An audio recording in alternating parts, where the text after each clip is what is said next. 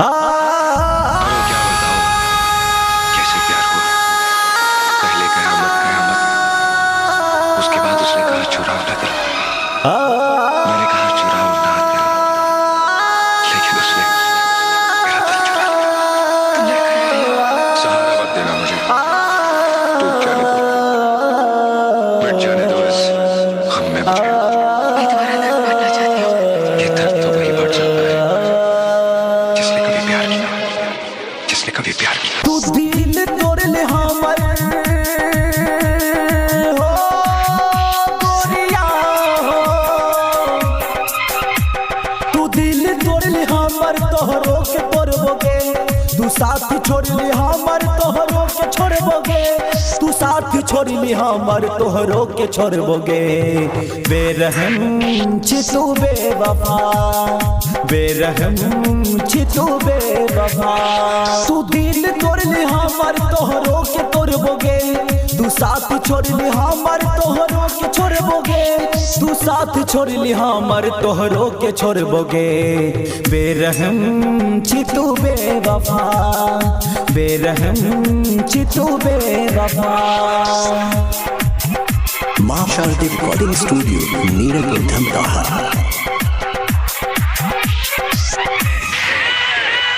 खुश न रहबी दोसरा के साथ में, आई तो हम यार पछतैबी बाद में।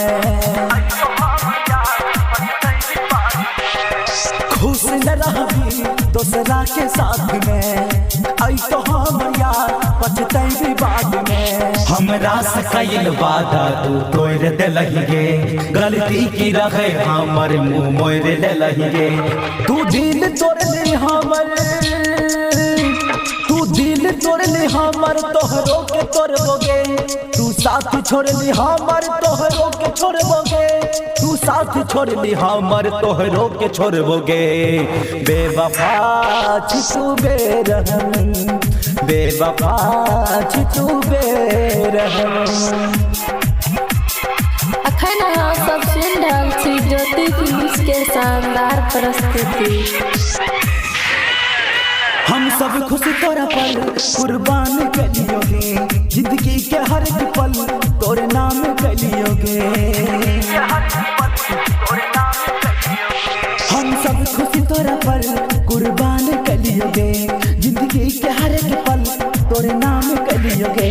कर दलही बदनाम विश्वास नहीं रहे, तू कर भी ऐसन काम एहसास नहीं रहे।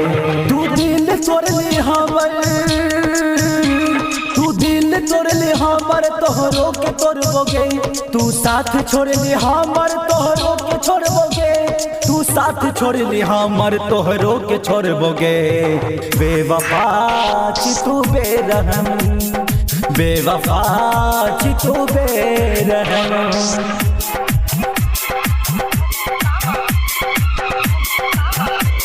Mix by Sonu Sargam. तू ही रही हमर सपना के रानी, जाग तोहर आब गिरे आँख से पानी।